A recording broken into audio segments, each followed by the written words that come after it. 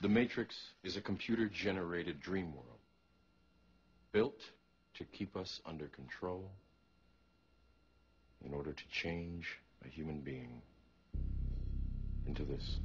The point of the Matrix probably is to raise questions about our world. It's to make us think about our own world in slightly different ways, and maybe to make us ask questions about what the real limits and bounds on our own behavior are. You know, you see the scene at the end of the first movie where everyone's moving around in a sort of trance-like way, and Neo seems to be the only one that in that sense is awake in the phone box. But that notion of awakeness seems to me more like a social and political notion.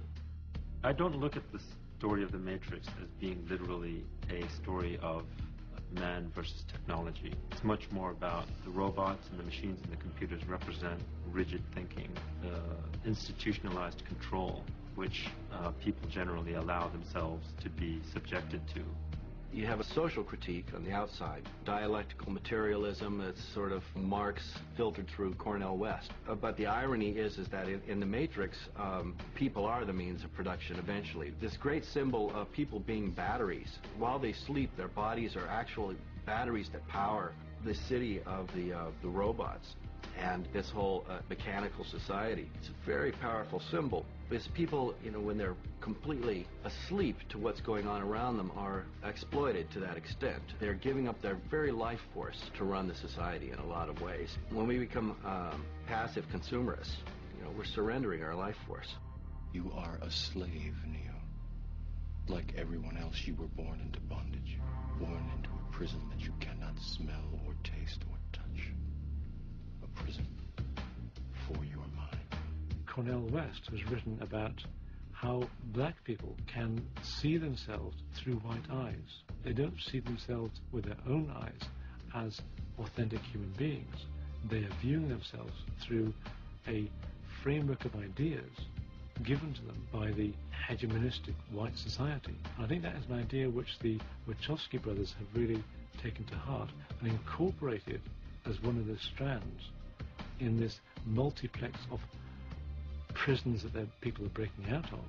Most of these people are not ready to be unplugged. And many of them are so inert, so hopelessly dependent on the system, that they will fight to protect it. One ought to be suspicious of all forms of authority. One ought to be suspicious of all forms of obedience that require a certain kind of blind submission to authority.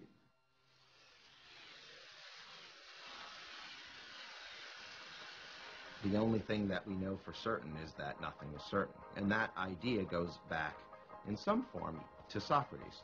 Socrates was famous for saying that he didn't know in particular what virtue was, and he wasn't sure that anybody did. And in one place he says, perhaps only God knows this.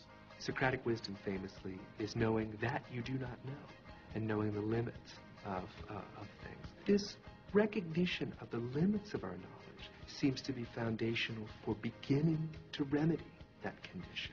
There's something wrong with the world. You don't know what it is, but it's there, like a splinter in your mind, driving you mad. It is this feeling that has brought you to me. The Matrix succeeds in sucking in the viewer precisely in the same way that the Allegory of the Cave sucks in the reader. Allegory of the Cave appears in the central books of Plato's Republic. We discover that there are prisoners who've been bound from infancy to a single place in a dark underground cavern. What they see is the interior of a cave wall, and on it are projected shadowy images from a fire behind them. These prisoners don't know they're prisoners, don't think they're prisoners. This is the only reality that they've ever known. This level of reality, Plato and his mentor Socrates equate to the level of reality at bottom. The life you've led is not, in fact, the totality of what is possible for you. And if you could release yourself from bonds you don't even see, you would then be able to see the world as it truly is. Similarly, we have Neo's situation in the Matrix. We have Trinity and Morpheus reaching out to Neo, bringing him, through his own choice, into being unchained, or in this case, unplugged. What does that mean?